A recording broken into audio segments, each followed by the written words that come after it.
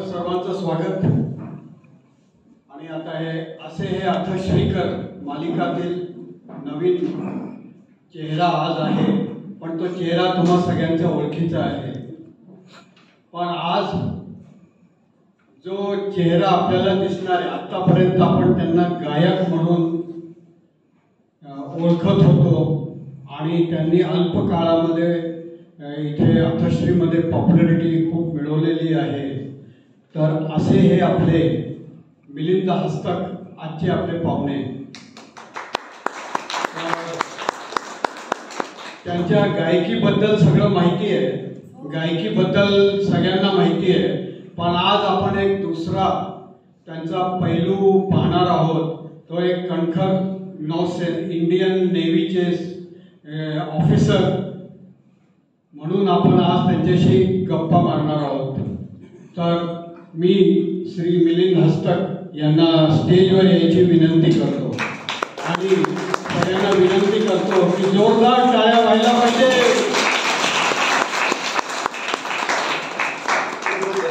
नमस्कार, स्थानापन्न व्हावे।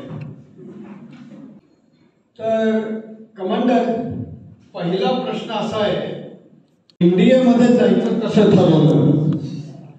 आणि त्याआधी जसं आमच्या इंजिनिअरिंग मध्ये असतं, ब्रँच अलॉटमेंट ही पहिलेच होऊन जाते। म्हणजे आता तुमच्या इथे ब्रँच म्हणजे इंडियन नेव्ही, एअरफोर्स आणि नेव्ही, मिलिटरी, तर हे पहिलेच अलॉट होतं की IAS सारखं असतं?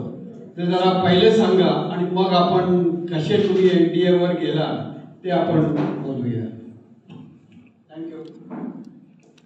धन्यवाद मला इथे बोलावल्याबद्दल। त्यांनी पहिला जो प्रश्न विचारला आहे की ब्रांच अलोकेशन कसं होतं नेव्ही, आर्मी, एअरफोर्स, याच्यामध्ये काय आहे, आपण ज्यावेळी कॅन्डिडेट अप्लिकेशन देतो त्यावेळी तो त्याचा चॉईसेस देतो की त्याला first choice, second choice, third choice, आणि त्याप्रमाणे मग ते कन्सिडर केलं जातं। पण बरेच व्हेकन्सीज असतात, जसे आर्मीचे 150 आहेत, नेव्हीचे जवळजवळ 30 आहेत, एअरफोर्सचे जवळजवळ 50 आहेत, म्हणजे जवळजवळ 300 ऑड असे वेकन्सीज असतात। तर त्या वेकन्सीज प्रमाणे तुम्हाला तुमचे नावं येतात मेरिट लिस्टमध्ये। तर सगळ्यात पहिले तर तुमचं रिटन होतं, रिटन एक्झामिनेशन, मग तुमचं सर्व्हिस सिलेक्शन बोर्ड, मेडिकल, मग मेरिट लिस्ट। खूप स्टिफ कॉम्पिटिशन आहे, जवळजवळ 7 लाख असतात, 300 काहीतरी सिलेक्ट होतात। म्हणजे गुगल रेटिंगमध्ये it is rated as the 8th toughest institution in the world to get into, first being Harvard. So it is very tough. But once the selection is made, मग त्याच्यानंतर तुमचे ब्रांच अलॉकेट होऊन जातात। माझं काय झालं की मी थोडंसं वेगळ्या ह्याने गेलो। मी पहिले माझं आर्मी टाकलं, कारण मला माहिती होतं 150 वेकन्सीज आहेत आणि माझं सिलेक्शन आर्मीमध्ये झालं। तर त्याच्यामध्ये तुमच्या थर्ड टर्ममध्ये तुम्हाला चॉईस आहे स्विच ओव्हर करायचं, डिपेंडिंग ऑन कोणी स्विच ओव्हर करत असेल तर मी नेव्हीमध्ये स्विच ओव्हर केलं। मला जायचं नेव्हीमध्येच होतं, पण मला माहित होतं की 150 वेकन्सीज आर्मीमध्ये आहे, त्यामुळे मी as a army cadet select झालो आणि मग थर्ड टर्म NDA मध्ये नेव्हीमध्ये स्विच ओव्हर केलं। आणि राहिला तुमचा दुसरा की मला NDA मध्ये कसं जायची, म्हणजे मला कशी इच्छा झाली, तर सगळ्यात पहिले तर माझे वडील एअरफोर्समध्ये होते, त्यामुळे स्ट्रेट अवे आर्म फोर्सेस पूर्ण बॅकग्राऊंड होतंच। आणि त्यांनी मला खूप प्रोत्साहन दिलं की तू जॉईन कर, NDA जॉईन कर। आणि ते ग्राउंड ड्युटी ऑफिसर्स कोर्समध्ये होते, त्यांचे बरेच कॅडेट्स असायचे कोइंबतूरला, आणि त्याच्यामध्ये एअरफोर्स कॅडेट्स जे ग्राउंड व्हायचे, म्हणजे जे फ्लाईंगमध्ये अनफिट व्हायचे, त्याच्यामध्ये काही NDA कॅडेट्स असायचे, जे NDA कॅडेट्स कोइंबतूरला माझ्या वडिलांबरोबर होते। तर त्यांच्याशी माझं इंटरॅक्शन झालं, मला NDA बद्दल भयंकर अट्रॅक्शन झालं। तर मी म्हटलं की हे एक फील्ड आहे जिथे मी कसंही करून मला जायला पाहिजे। त्यामुळे एकदा वडिलांकडून मिळालं आणि त्याच्यानंतर हे सगळे जे कॅडेट्स होते त्यांच्याकडून मिळालं। Very nice. NDA मध्ये गेल्यानंतर पहिले आमच्या इंजिनिअरिंग कॉलेजमध्ये रॅगिंग व्हायचं, तर तसं काही होतं का NDA मध्ये? NDA मध्ये रॅगिंग हा शब्द नसतो, पण फिजिकल आणि मेंटल खूप टफ आहे। म्हणजे रॅगिंग आता कॉलेजेस वगैरेमध्ये हा टर्म यूज करतात, पण तरी खूपच टफ लाईफ आहे. म्हणजे मी तुम्हाला ॲक्च्युली सांगतो की आमच्या फर्स्ट टर्ममध्ये 12 जण पळून गेले, अक्षरशः पळून गेले. तर ते कुड नॉट टेक इट. म्हणजे असं सिच्युएशन होती. कारण याच्यामध्ये आउटडोर ॲक्टिव्हिटीज भरपूर आहेत. तुम्हाला मग सायकलवरती, म्हणजे तुम्ही सायकलवरती असता, पण जसे NDA cadet is not on the cycle, the cycle is on top of the NDA cadet. कारण तुम्ही मोस्ट ऑफ द टाइम पनिशमेंटमध्ये सायकल वरती हे ओढून वरती करून फिरत असता किंवा पळत असता. त्याच्यानंतर तुमचं बाकी सगळं काही जे लाईफ आहे, PT परेड हे तर रेग्युलर आहे. अपार्ट फ्रॉम दॅट बरेच पनिशमेंट्स असतात. रॅगिंग शब्द च्या ऐवजी पनिशमेंट्स असतात. जसे मास पनिशमेंट्स झाले, रोलिंग, लॉन्चिंग, इव्हन क्रॉलिंग, हे सगळे इव्हन ॲज पनिशमेंट्स तुम्हाला दिलेले जातात. त्यामुळे लाईफ खूपच टफ आहे. आणि त्यामुळे मी पाहिलं की जो त्याच्यामधून जातो तो खरंच म्हणजे त्याच्यानंतर he can face anything in the world, असं टाईप त्याचं ट्रेनिंग पूर्ण होऊन जातं 3 वर्षात. तोच माझा पुढचा प्रश्न आहे. असे ऐकले की NDAतील प्रशिक्षण व शिक्षण खूप अवघड असते आणि त्यामुळेच एक टफ ऑफिसर उभा राहतो. तर हे मला वाटतं खूप हे सत्य तुम्ही जे सांगितलं ते. तर ह्याच्यामधली एखादी आठवण सांगू शकाल का? आम्हाला आवडेल ऐकायला. निश्चित सांगतो. आता याच्यामध्ये टफनेसमध्ये मी तुम्हाला एक सांगतो की एक स्विमिंग टेस्ट असते. आता NDAमध्ये वेगवेगळे टेस्ट आहेत. स्विमिंग टेस्ट आहे, रायडिंग टेस्ट आहे, बॉक्सिंग कंपल्सरी आहे, नॉव्हिसेस बॉक्सिंग तुम्हाला क्वालिफाय करावं लागतं. हे सगळं कंपल्सरी आहे. म्हणजे याचे टेस्ट असतात, तुम्हाला पास करावेच लागतात. तर ते स्विमिंग टेस्ट जे असतात त्याच्यामध्ये एक 10 मीटर बोर्ड आहे त्या स्विमिंग पूलमध्ये. त्या 10 मीटर बोर्डवरून तुम्हाला जम्प करावं लागतं. तर तुम्ही अक्षरशः मी तुम्हाला सांगतो की ज्यावेळी मी त्या 10 मीटर बोर्डवर चढलो तर स्विमिंग पूल अगदी असं लहान दिसतं. म्हणजे तुम्ही इतक्या हाईटवर गेले असं वाटतं आणि त्याच्यावरून तुम्ही जम्प करणार तर खरं म्हणजे करेज लागतं. तर त्याच्यामध्ये बरेच कॅडेट्स खूप त्याच्यामध्ये वेळ घेतात जम्प करायला, पण ते तुमचं टेस्ट ऑफ करेज आहे. कारण उद्या ॲज अ ऑफिसर तुम्ही लीड करून जम्प नाही करणार तर तुमचे मेन कसे तुमच्या मागे जम्प करतील.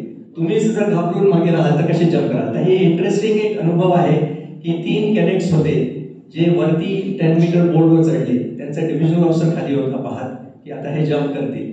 तर ते खूपच घाबरले आणि ते तिथेच उभे होते, ते जम्प करत नव्हते. तर तो डिव्हिजनल ऑफिसर म्हणे ठीक आहे, तुम्ही जोपर्यंत जम्प करत नाही तोपर्यंत मी खाली इथे बसतो. तर रात्र झाली. मग मेसमध्ये तो डिव्हिजनल ऑफिसर जेवण वगैरे करून पुन्हा बाहेर आला, पुन्हा बसला आणि म्हणे की तुम्ही जोपर्यंत करत नाही तोपर्यंत मी इथेच आहे. तर असं त्यांना मग आता प्रश्न पडला की काय करायचं. आणि सपोज तुम्ही ती टेस्ट एवढी टफ आहे की सपोज तुम्ही जम्प नाही केलं तर तुमचे रेलिगेशन होतं. रेलिगेशन म्हणजे 6 मंथ्स तुम्ही खाली जाता टर्ममध्ये. त्यामुळे मग अजूनच ते असे ते पाण्यामध्ये ऑलरेडी स्विमिंग करून कुडकुडत वरती उभे होते. मग जवळजवळ मध्यरात्र झाली. त्याच्यानंतर एकानंतर एकाने जम्प केली, कारण त्यांना काही गत्यंतरच नव्हतं तेव्हा त्यांनी जम्प केली. तर असं म्हणजे टफनेस असं इन्कल्केट करतात. पुन्हा कॅम्प्समध्ये सुद्धा एकाला उचलून दुसऱ्याला न्यायचं, म्हणजे पूर्ण जो ग्रुप आहे तो टुगेदर पोहोचला पाहिजे. त्याच्यामध्ये जे वीक रनर्स आहेत त्यांना उचलून न्यावं लागतं. आणि स्क्वॉड्रनमध्ये जे आहे आमच्या प्रत्येक XNDA म्हणतो की तू कोणत्या स्क्वॉड्रनचा आहे, कारण स्क्वॉड्रन स्पिरिट म्हणतात. स्क्वॉड्रन स्पिरिट म्हणजे कसं, डाय फॉर द स्क्वॉड्रन. म्हणजे लिटरली आपण म्हणतो ना की काहीही तुम्ही कॉम्पिटिशनमध्ये करायला तयार पाहिजे फॉर द स्क्वॉड्रन. तर ते हे स्पिरिट इन्कल्केट करतात. You die for the squadron, so ultimately you die for your service and die for the country. त्यामुळे ते अल्टिमेट कॉम्पिटिशनमध्ये येतात. आणि there are no losers, there is only a winner. त्यामुळे आम्हाला, मी तुम्हाला सांगतो, या टफ याच्यामध्ये क्रॉस कंट्रीला घेऊन जायचे. म्हणजे आम्ही फर्स्ट टर्ममध्ये होतो, आम्ही वीक रनर्स होतो. तर आम्हाला गेम्स पिरियडमध्ये गेम्स नाही, तुम्हाला क्रॉस कंट्रीमध्ये घेऊन जातो. तर क्रॉस कंट्रीमध्ये आम्हाला घेऊन जायचे आणि पूर्ण रूटवरती घेऊन जायचे. त्याच्यामध्ये 12.5 किलोमीटर्स रूट होता, 3 पहाड होते मध्ये. मग त्याच्यानंतर आम्ही थकून आलो की मग रात्री जेवणानंतर 8 वाजता पुन्हा तिथे एक मागे हिल होतं, तिथे घेऊन जायचे रनला रात्री 8 वाजता. आणि मग 10 वाजता आमचा लाईट्स आउट असायचं. तर असं म्हणजे स्टॅमिना इन्कल्केट करतात. कारण आता हे जे स्क्वॉड्रनमध्ये जे फर्स्ट रनर्स आहेत ते वीक असतात, बाकी सगळे ऑलरेडी रनिंगमध्ये चांगले असतात. तर यांच्यामुळे स्क्वॉड्रन हरलं नाही पाहिजे म्हणून ती स्पिरिट असते. तर ते अशी स्पिरिट पहिल्यापासूनच ते देतात तुम्हाला.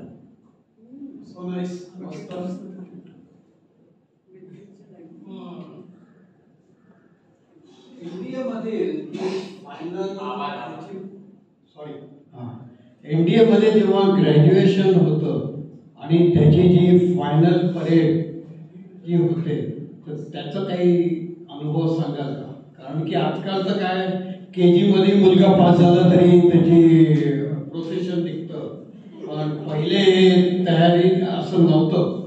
तर त्याचा काही म्हणजे असं तुम्हाला एकदम 56 इंच छाती वगैरे अशी झालेली वगैरे? NDA passing out parade is one of the best in the world actually. म्हणजे याची खूप प्रॅक्टिस होते पासिंग आउट परेडची. आणि मी तुम्हाला अक्षरशः सांगतो की तुम्ही ज्यावेळी उभे राहता पासिंग आउट परेडला इतके रिहर्सल्स होतात की कधी कधी कॅडेट्स नुसते उभे असे पडतात, कारण ते स्ट्रोक किंवा हीट स्ट्रोक किंवा काहीतरी होतो त्यांना, असं मी स्वतः पाहिलेलं आहे. पण ते अगदी स्टिफ वातावरणामध्ये पूर्ण तुमच्याकडून परेड करून घेतात. तर ते जो पासिंग आउट परेड आहे ते खूपच म्हणजे अगदी वन ऑफ द बेस्ट आहे. एंड होतो त्याचा फ्लायपासनी. आपल्याजवळ NDA म्हणजे 11 किलोमीटरवरतीच आहे.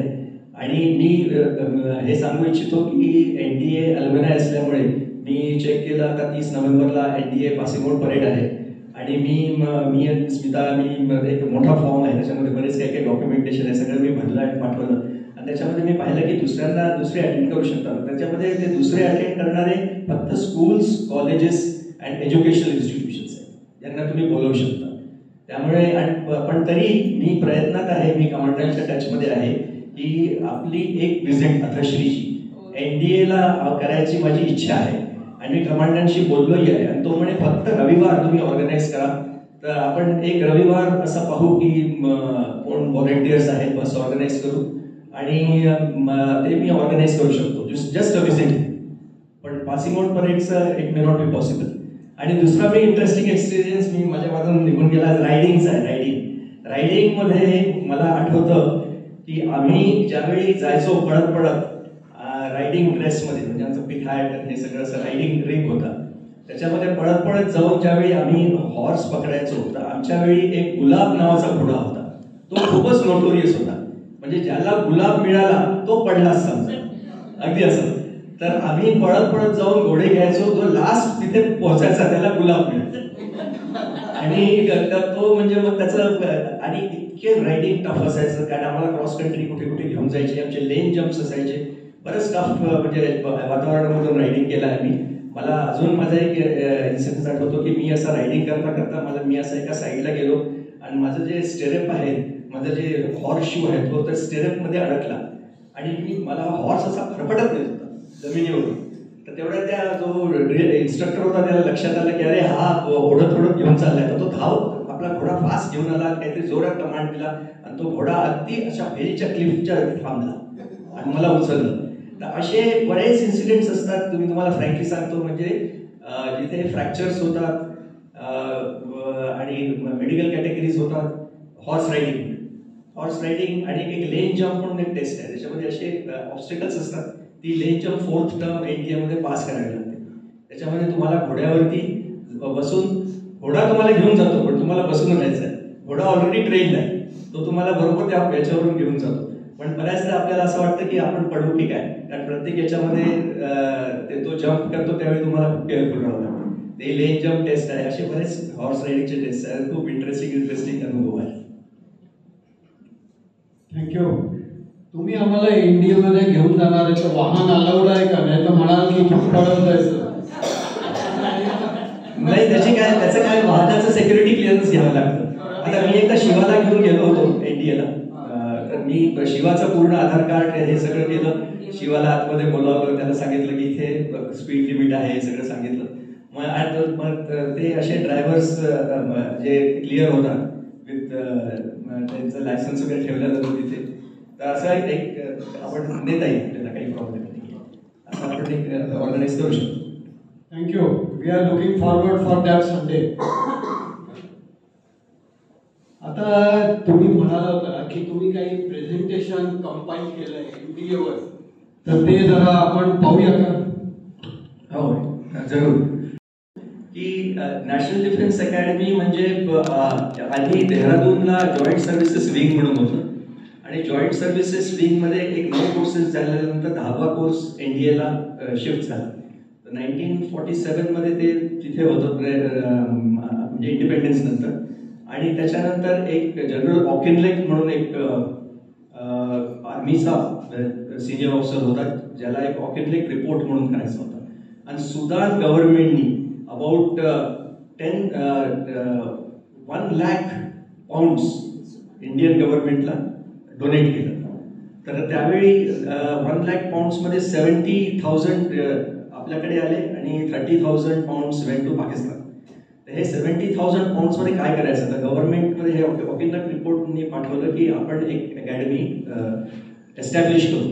तर मग बरेच जण जाऊन वेस्ट पॉइंट जी अमेरिकेत आहे आणि सँडर्स जी US मध्ये आहे, सॉरी इंग्लंडमध्ये आहे, ते सगळे बघून आले आणि त्यांनी डिसाईड केलं की आपण एक अकॅडमी ची स्थापना करू. पण मग रिपोर्टनी असं सांगितलं की हे सगळे जे वेस्ट पॉइंट आणि सँडर्स आहे नुसते आर्मीचे आहे, आपण एक जॉईंट सर्व्हिसेस का नाही करू, म्हणजे army, navy, air force all 3. So Maharashtra state government, that time it was called Bombay government, म्हणजे Maharashtra and Gujarat were together. The Bombay government donated the land and at the right place just next to Simagad, which is Shivaji Maharaj area. आणि ते land donate करून मग 30 square किलोमीटर्सची land donate झाल्यावरती NDAचं construction झालं. आणि first block जो झाला तो सुदान ब्लॉक म्हणून झाला, कारण सुदान गव्हर्नमेंटनी त्याला डोनेशन दिलं त्यामुळे. आणि आता NDAची मी तुम्हाला सांगतो की फॉरेन कॅडेट्स सुद्धा इथे ट्रेनिंगला येतात. म्हणजे अराउंड 20 to 25 कॅडेट्स दुसऱ्या देशाचे असतात, म्हणजे friendly countries like Sri Lanka, Afghanistan, Bangladesh, हे सगळे लोक सुद्धा आपल्याकडे ट्रेन होतात. त्यामुळे it is a unique institution. It is the first institution in the world which is inter services institution, ज्याच्यामध्ये आर्मी, नेव्ही, एअरफोर्स तिन्ही होतात. तिथे कॉम्पिटिशन असते. तर हे NDAला बरेच जण, माझ्या वेळी तर खूप जण नव्हते जात, म्हणजे नव्हते ऑप्ट करत. पण त्याच्यामध्ये हे जे आहे, it's a different kind of life. And if you take this different kind of route, you will find that this has made a lot of difference, and it has made a lot of difference in my life. So that is how I find that this is the motivating म्हणजे factor हे Robert फ्रॉस्टचे lines.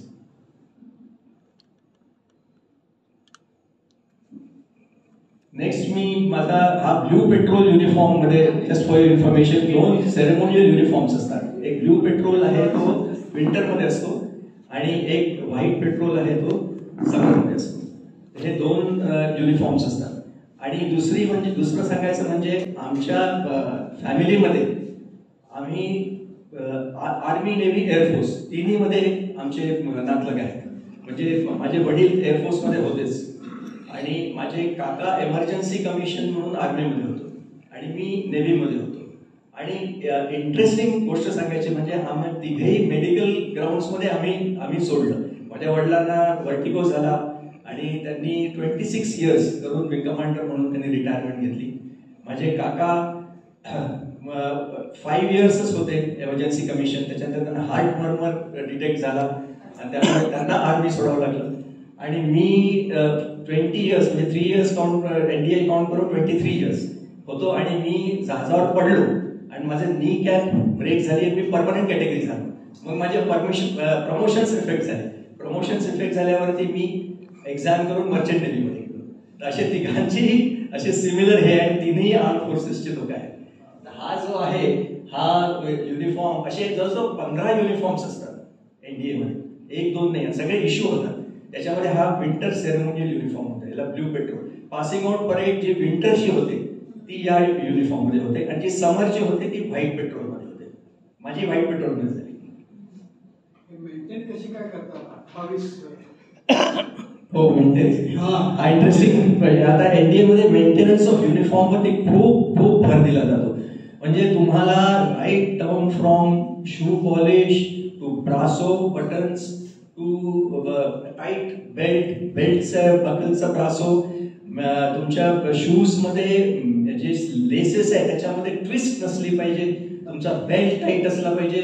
इतकं भरपूर तुम्हाला पाहावं लागतं की काय माझा ड्रेस व्यवस्थित आहे की नाही. तर इतकं सगळं पाहायच्याकरता तुम्हाला ऑर्डलीच दिले जातात.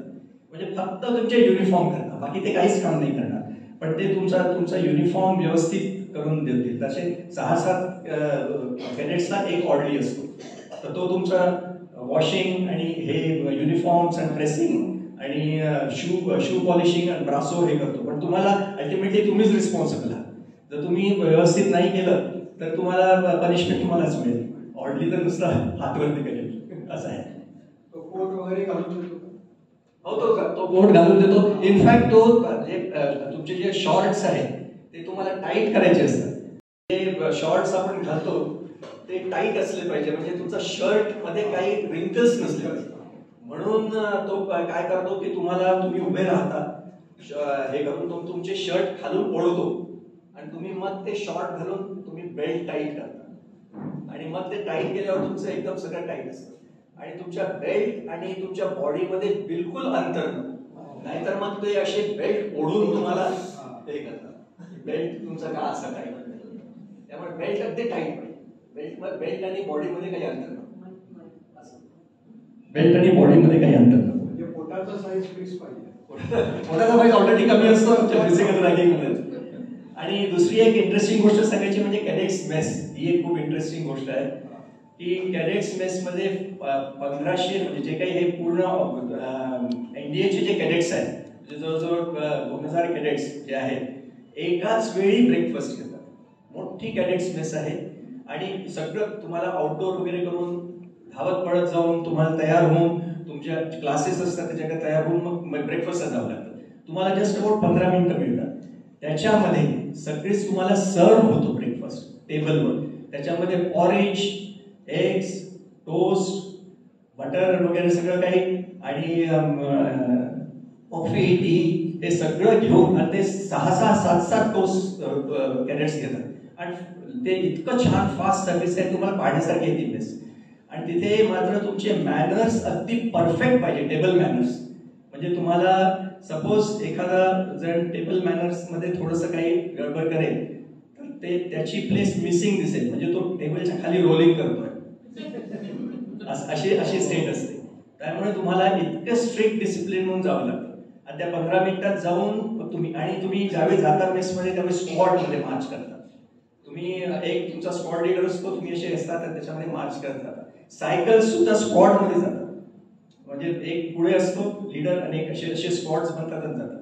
तुम्हाला अजून इंटरेस्टिंग एक्सपिरियन्स सांगतो माझ्या वेळेचा की मी असताना पूर्ण एनडीए करता राहुल थिएटर आहे इथे, पूर्ण राहुल थिएटर बुक केलं होतं. दोन मूवीज आम्ही पाहिल्या, एक तोरा तोरा तोरा आणि एक पॅटर्न. तर आम्हाला स्पेसिफिकली हे वॉर मूवीज असल्यामुळे आम्हाला सायकलवरती आम्ही एनडीए मधून राहुल थिएटर आलो. तर ते स्क्वॉड्स मध्ये आले पूर्ण. आणि त्याच्यामध्ये मग काही कॅडेट्स जे बदमाश होते त्याच्यामध्ये मागे ट्रान्सपोर्ट्स होते. तर तुमच्या सायकलमध्ये काही प्रॉब्लेम झाली की तुम्हाला काही मेडिकल प्रॉब्लेम झाला तर ट्रान्सपोर्ट होते. तर काही जणांनी आपली हवा काढून घेतली सायकलची आणि म्हणे सर आपली फ्लॅट हो गया, मग ट्रान्सपोर्ट मध्ये चढून आले. असे होतं. आता सिंहगड आम्ही पनिशमेंट म्हणून चढायचो एव्हरी संडे, पूर्ण पॅक्स वगैरे घालून. आम्हाला सिंहगड म्हणजे पनिशमेंटच आठवते. आता आपण जर साईट सीइंगला गेलो तर आम्हाला आमची एनडीए डेज आठवते. संडेला पनिशमेंट सिंहगड. आणि त्याच्यामध्ये बरेच जण काय करायचे की आता असं चढता एखादी बस येते पण त्या रूटमध्ये, तर एकदम मध्येच बसमध्ये चढून जातील. पण ते जे इन्स्ट्रक्टर्स आहेत ते खूप स्ट्रिक्ट होते. ते बरोबर पॉइंट टू पॉइंट असायचे आणि तिथे जाऊन तुम्हाला कुपन देऊन परत यायचं. आणि हा रविवारचा अगदी ठराविक पनिशमेंट सिंहगड. पूर्ण क्लास कधी कधी आवाज करत असतो तर पूर्ण क्लासला सिंहगड मिळायचं. असं अगदी रेग्युलर चालायचं. आणि रोलिंग, हॉन्चिंग आणि क्रॉलिंग आणि हे सगळं अगदी पार्ट ऑफ लाईफ होतं. सायकल लिफ्टिंग, आम्ही खांडवा ऑपरेशन करायचो, ते सुद्धा अगदी पार्ट ऑफ लाईफ होतं. त्यामुळे इंटरेस्टिंग गोष्ट म्हणजे आता तुम्हाला नेक्स्ट दाखवतो, त्याच्यामध्ये माझे वडील आहेत. ते माझ्या वडिलांबरोबर एअरफोर्सचे वडील आहेत. थोडा ब्लड आहे फोटो. माझे वडील एअरफोर्समध्ये विंग कमांडर होते आणि मी एनडीएच्या वॉकिंग आउट ड्रेसमध्ये. आता माझ्या वडील एक्स एनडीए नाही आहे, त्यांनी ॲडमिनिस्ट्रेटिव्ह अँड स्पेशल ड्युटीजमध्ये जॉईन केलं. आणि एक स्टेज अशी आली की माझ्या वडिलांना असं वाटलं की NTA खूप टफ आहे. त्यांनी खूप ऐकलं बऱ्याच करायला की अरे तिथे बॅक रिडिंग होतं, क्रॉलिंग होतं, असं होतं. तर ते स्पेसिफिकली मुंबईहून पुण्याला आले आणि मला भेटायला आले आणि म्हणे की बेटा तुला खूप त्रास का नाही होत आहे, तर सोडून दे म्हणे. तर मी म्हटलं नाही, आता मी इथे आहे तर मी सोडणार नाही. Once I am here I mean it. तर ते त्यावेळी तेच मला ही लाईन आठवली की सरफरोशी की तमन्ना अब हमारे दिल में है, देखना है जोर कितना बाजुए काबिल है. त्या लाईन मध्ये मी माझ्या वडिलांना सांगितलं की काहीही असो तुम्ही काळजी करू नका, मी हे पूर्ण ट्रेनिंग कम्प्लीट करणार आहे. ते माझ्या वडिलांचा फोटो आहे. ते खूप स्ट्रिक्ट डिसिप्लिन होते. एअरफोर्समध्ये खूपच स्ट्रिक्ट होते. आणि त्यांनी माझ्या आईचं त्यांचं खूप इंटरेस्टिंग एक गोष्ट सांगतो की ते एका असंच मीटिंगमध्ये म्हणाले की I want to be, if I take a birth again I want to be in the air force and I also want to have the same wife. पण ते इतके डॉमिनेटिंग होते की माझी वाईफ म्हणे I agree with him but I want to be the husband and he should be the wife. इंडियनचं तुम्ही tough training करून इंडियन नेव्ही जॉईन केली. पहिलं पोस्टिंग कुठे होतं? ऍक्च्युली पहिले मी INS त्रिशूलवर होतो, पण तिथे 2-3 महिनेच होतो. त्यानंतर माझं INS विक्रांतवर पोस्टिंग झालं. INS विक्रांत सगळ्यांना माहीतच असेल, जे जुनं विक्रांत होतं त्याच्यावर मी होतो. म्हणजे जे 1971 वॉरमध्ये ज्यांनी पार्ट घेतला तिथे मी सब लेफ्टनंट म्हणून होतो. तिथे आम्ही बॉम्बेच्या तिथे सगळे हे करायचो. तिथे फॅमिली डे म्हणून आमचं एक डे व्हायचा. तेव्हा बरेच जण मुंबईत आमचे बरेच नातलग होते, ते सगळे विक्रांत पाहायला उत्सुक होते. त्यांना आम्ही ॲट सी घेऊन गेलो फॅमिली डेला. आणि aircraft taking off from aircraft carrier खूपच सुंदर दृश्य असतं. त्यामुळे ते छान होतं अगदी खूपच. तिथे मला विक्रांतचा खूपच सुंदर अनुभव आहे. आणि अजून एक इंटरेस्टिंग अनुभव नेव्हीचा सांगायचा म्हणजे विक्रांतवरच असताना की आम्ही सब लेफ्टनंट्स होतो आणि आम्ही एक अशी बोट हायर केली. आम्ही म्हटलं की चला आपण विक्रांत अँकरेजवर होतो गोवाला. आम्ही म्हटलं चला या बोटमध्ये आपण कलिंगूट बीचला जाऊ. तर आम्ही त्या बोटमध्ये सगळे यंग होतो तेव्हा बोटमध्ये चढलो आणि त्या बोटवाल्याला सांगितलं की आपण कलिंगूट बीचपर्यंत जाऊ. तिथे आम्ही जम्प करतो समुद्रात आणि आम्ही स्विम करून बीचवर जातो. तर तो म्हणाला ठीक आहे. आम्ही सगळे आमचे ड्रेस वगैरे सगळं काढले. काही जणांनी आय कार्ड काढले, आय कार्ड ठेवले. एकाचे तर सेफ कीज होते म्हणजे विक्रांतवर पेमेंटचे, ते त्यांनी काढून ठेवले. सगळं काढून ठेवलं. त्या बोटवाला सांगितलं आम्ही इधर रहो, हम शाम को आपको बुलाएंगे. आणि त्याचं हे वगैरे पाहिलं की काय आहे. तर आम्ही तिथे बीचवर गेलो. संध्याकाळ झाली तरी या बोटचा पताच नाही. मग रात्र व्हायला लागली. मग म्हटलं आता काय करायचं, काय आम्ही स्विमिंग ट्रकमध्ये. मग आम्ही तिथे एक फोर्ट अक्वार्ड म्हणून हॉटेल आहे तिथे आम्ही गेलो. तिथे आम्ही त्यांना म्हटलं वी आर नेव्हल ऑफिसर्स. तर तो त्यांनी आधी ओळखलंच नाही आम्हाला. तो म्हणे I can't believe that you are naval officer. आम्ही त्याला म्हटलं अरे बाबा खरंच आम्ही नेव्हल ऑफिसर्स आहोत, असं असं आमचं झालेलं आहे, तर आम्हाला तू काहीतरी करून टॅक्सीज बोलवू शकतो का.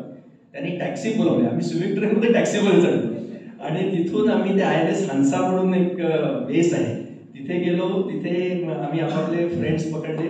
तिथे आम्ही चेंज केलं. कोणी काही काही ड्रेसेस दिले ते चेंज केले आणि आम्ही तिकडून पुन्हा विक्रांतचे जिथे बोट होतो तिथे आलो आणि तिथून आम्ही हे आलो. तर नेक्स्ट डे पेमेंट होतं विक्रांतवर आणि सेफ कीज वगैरे सगळे मिसिंग होते. आमचे आयडेंटिटी कार्ड्स मिसिंग होते. तर नेक्स्ट डे आम्हाला कमांडरकडे मार्चअप केलं. कारण ते म्हणे की असं कसं म्हणजे हे कसे त्यांनी असं हे केलं, डिसोबे केलं आणि असे कसे ते केले. तर मग आम्ही कमांडर पुढे गेलो आणि आम्ही म्हटलं की असं असं आम्ही केलं, फ्रँकली असं झालं. तर ते तो हसला. तो म्हणे हो यंग असताना असंच होत राहतं म्हणे. मग त्यांनी इमिजिएटली हेलिकॉप्टर्स पाठवले. तो म्हणे की जा हंसाला हे करा, ती बोट कुठे आहे पहा. त्यांनी ती बोट ट्रेस केली. लकीली सगळ्यांचं सगळं सामान सापडलं. पण असा एक खूप इंटरेस्टिंग अनुभव होता की जो यंग डेजचा मला आठवतो. याच्यामध्ये म्हणजे मला अजूनही आठवतं की स्विमिंग ट्रकमध्ये टॅक्सीमध्ये आम्ही कसं गेलो आता इमॅजिनच नाही करत.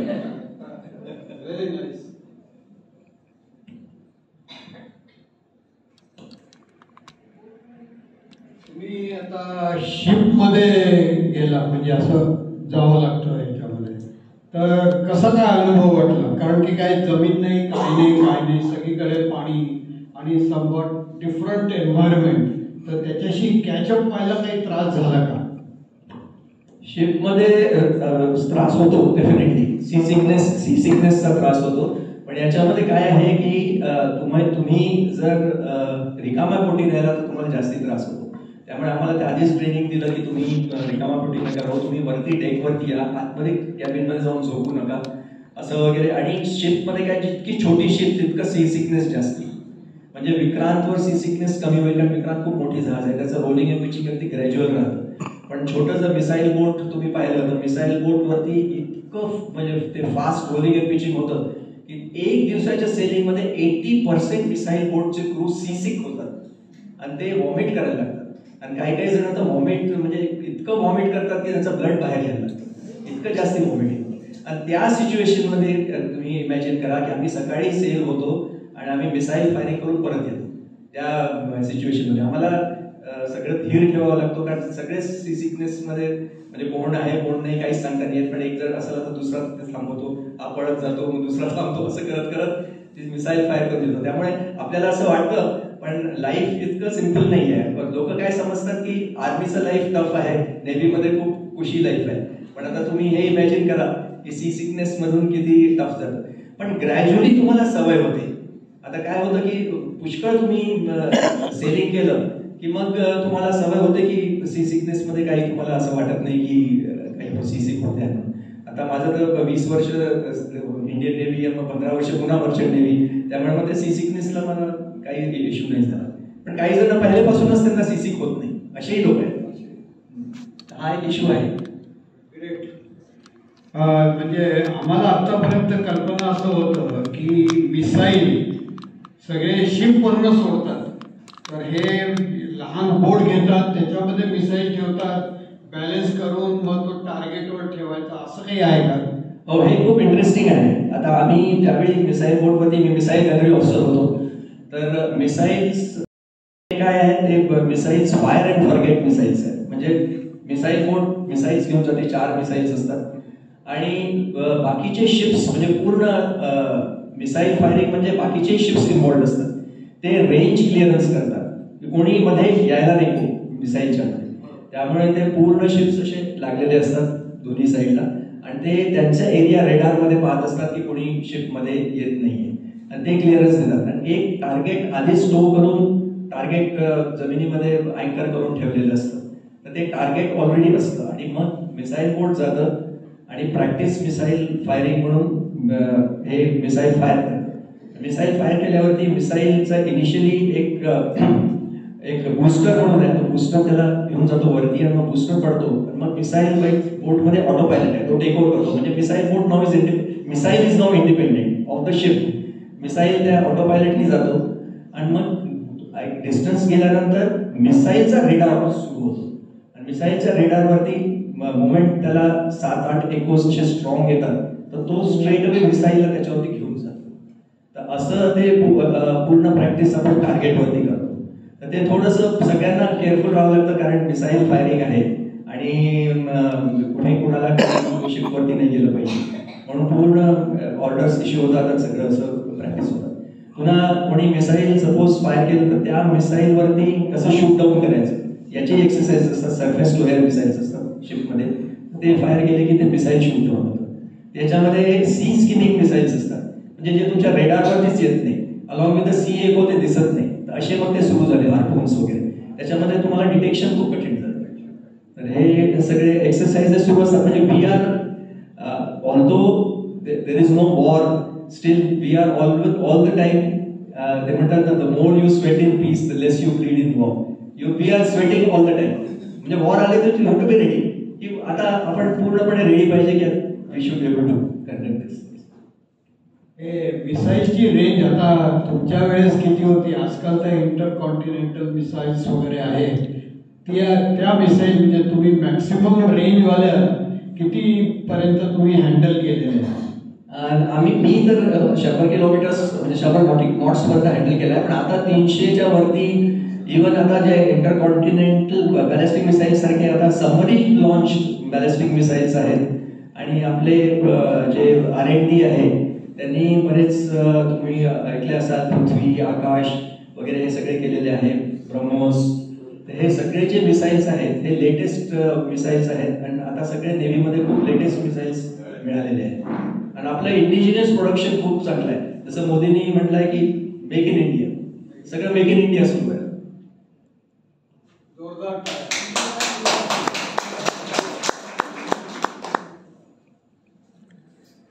नेव्ही पिक्चर मध्ये आली नाही, पण तुम्ही कधी ते समुद्र चाचा वगैरे ते जे असतात त्यांच्या कधी तुम्ही हे आहे का, त्यांच्याशी संघर्ष वगैरे झालाय का? पायरेसी ज्याला म्हणतो ते पायरेसी खूपच डेलिकेट विषय आहे. म्हणजे काय आहे की हे मर्चंट नेव्ही शिप्स खूप एक्सपोज असतात.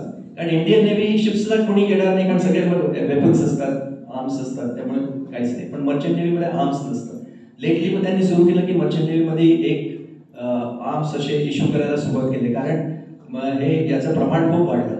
आणि स्पेशली सिंगापूर स्ट्रेट्स आणि इकडे सोमालिया या साईडला तर इतके पायरेट्स आहेत आणि ते पायरेट्स तुम्हाला म्हणजे ते मर्चंट नेव्ही शिपवरती येऊन ते स्ट्रेट अवे तुम्हाला बोर्ड करतात आणि फास्ट मुव्हिंग बोट्स आहेत आणि मर्चंट शिप्स हेल्पलेस असतात आणि ज्यावेळी वरती येतात त्यावेळी ते सरळ कॅप्टन आणि चीफ इंजिनियरला होस्टेज ठेवतात. त्यामुळे त्याच्या अगेन्स्ट मर्चंट शिप्स काहीच करू शकत नाही. पण आता इंडियन नेव्ही आणि इंडियन कोस्ट गार्ड हे पेट्रोल करत असतात रेग्युलरली, सो दॅट हे पायरेट्स नाही गेले पाहिजे वरती.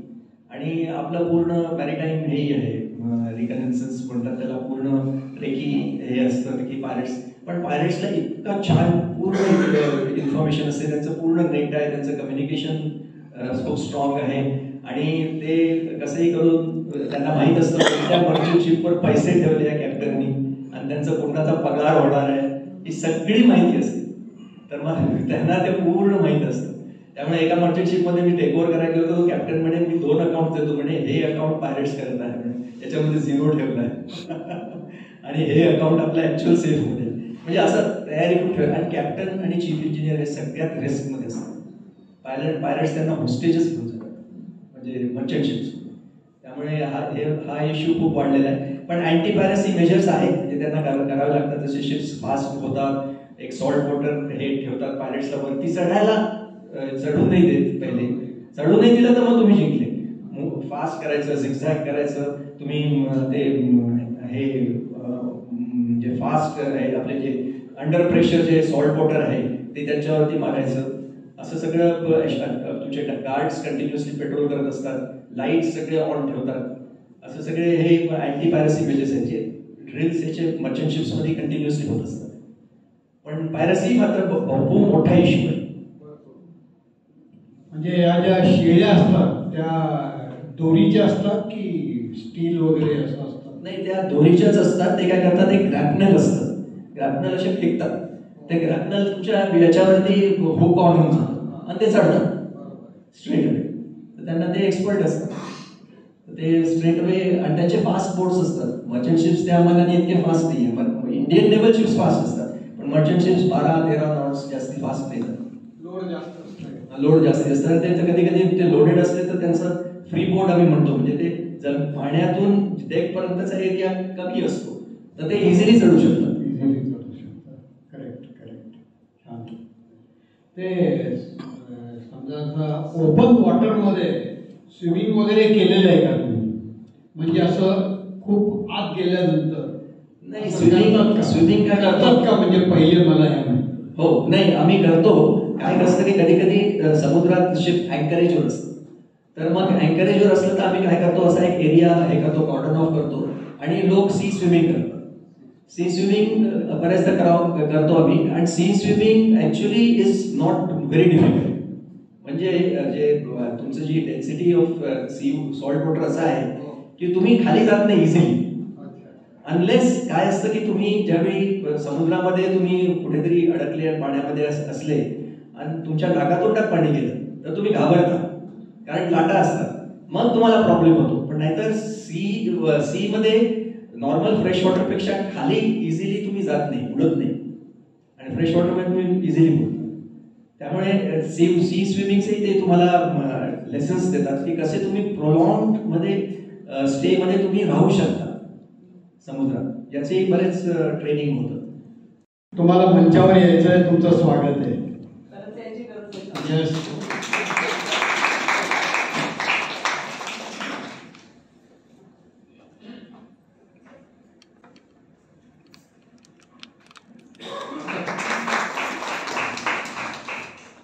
आता कमांडर तुम्हाला प्रश्न आहे, स्मिताताई तुमच्या आयुष्यात केव्हा आल्या? मला वाटतं स्मिताच याचं उत्तर देईल. पण काय आहे की एक गोष्ट मात्र मी सांगू इच्छितो की स्मिताला एक कॅटेगरी नवरा बिलकुल नको म्हणजे हवा नव्हता, आणि ती म्हणजे लॉयर कॅटेगरी. आणि आम्ही लॉयर फॅमिली होतो. माझे आजोबा लॉयर, सुप्रीम कोर्टचे, चंद्रपूरचे फेमस लॉयर.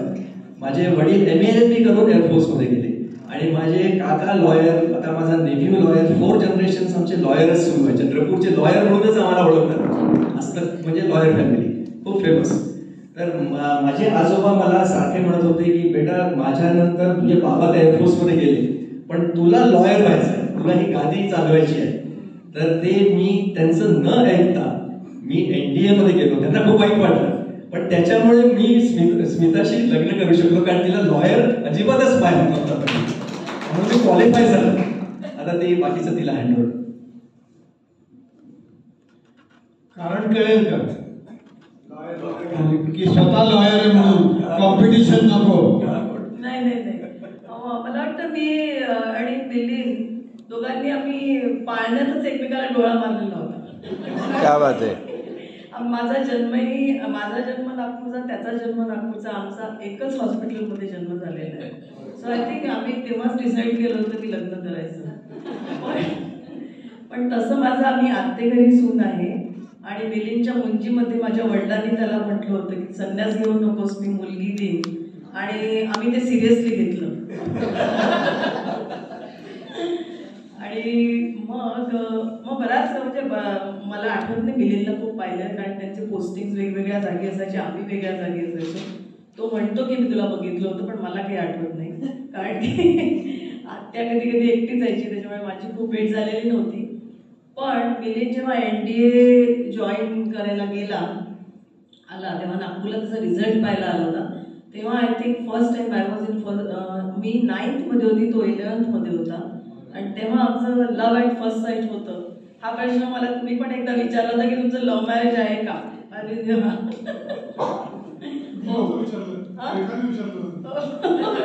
रेखाला सांगा आता.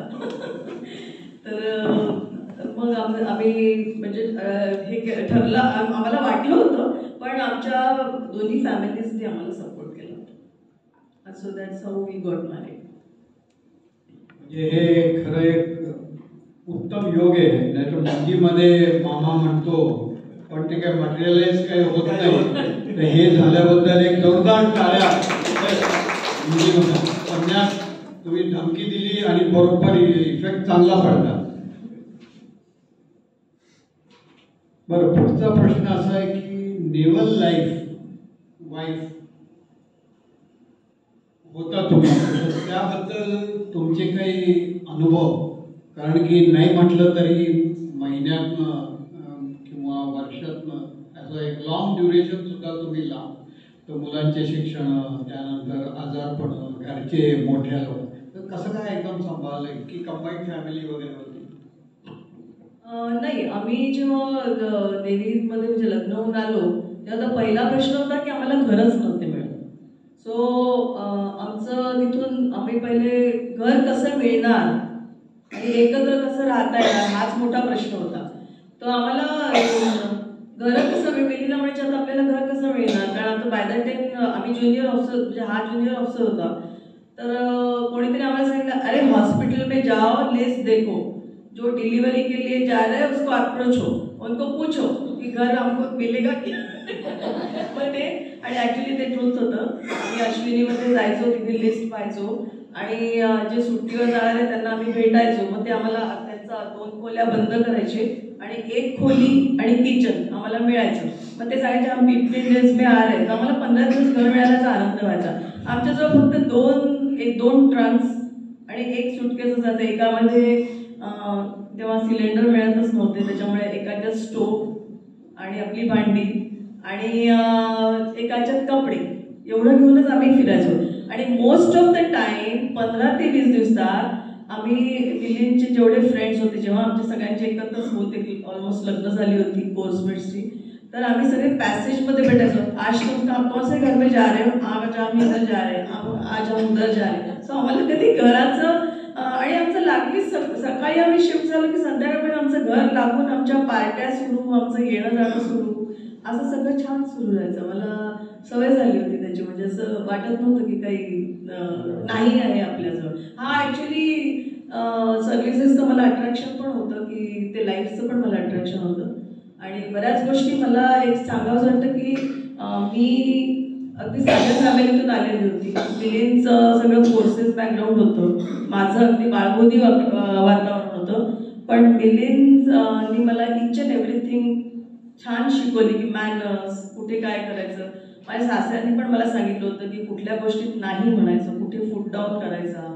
हे सगळ्या गोष्टी त्यांनी मला व्यवस्थित सांगितलं होतं की आपण फोर्सेसमध्ये झाल्यावर आपल्याला दुसरे पण अनुभव येऊ शकतात, पण we have to be careful about certain things. आणि मग त्यांनी मला ते शिकवलं होतं, त्याच्यामुळे मला म्हणजे सहजपणे मी हे झाली त्याच्यामध्ये.